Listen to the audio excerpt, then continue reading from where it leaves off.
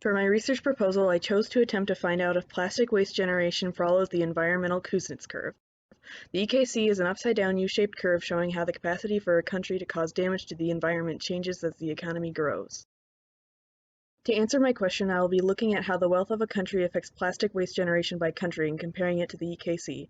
It's important to know because if a country does follow the EKC when generating plastic waste, we can assume that the solution to a plastic pollution problem would be economic growth. If plastic waste generation does not follow the EKC, then it's important that we become aware of that so we can begin working on figuring out what actions need to be taken regarding this issue, if any.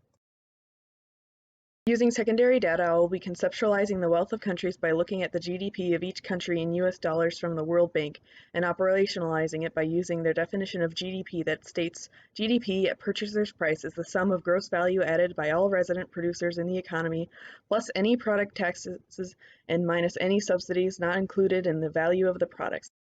It does not make deductions for the depletion of fabricated assets or depletion and degradation of natural resources.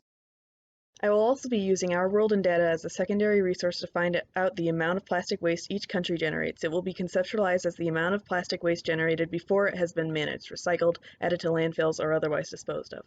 Our world and data measures the total amount in tons per year prior to management.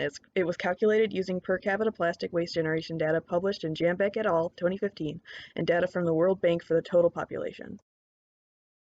I have ensured my variables are well-defined and from a single source. By looking at multiple countries, I will make it non-spurious by picking countries only for their GDP but otherwise randomly. This will also help eliminate extra variables influencing plastic waste generation. If plastic waste generation does follow the EKC, I should see that amount changing as GDP, my measure of wealth, changes. To ensure temporal precedence, I should look at the data to make sure that the plastic waste generation is changing after the GDP. I shouldn't see it change if GDP remains the same.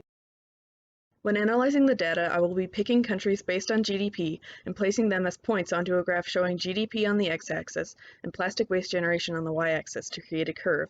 If that curve follows the EKC, then I will be able to say that plastic waste generation does follow the EKC. The ethical harm that can be done is already fairly small. I'm looking at entire countries, so any risk is being absorbed by huge populations. Still, it's important to show unbiased respect towards each country by avoiding any blame concerning any plastic pollution that could be implied from this.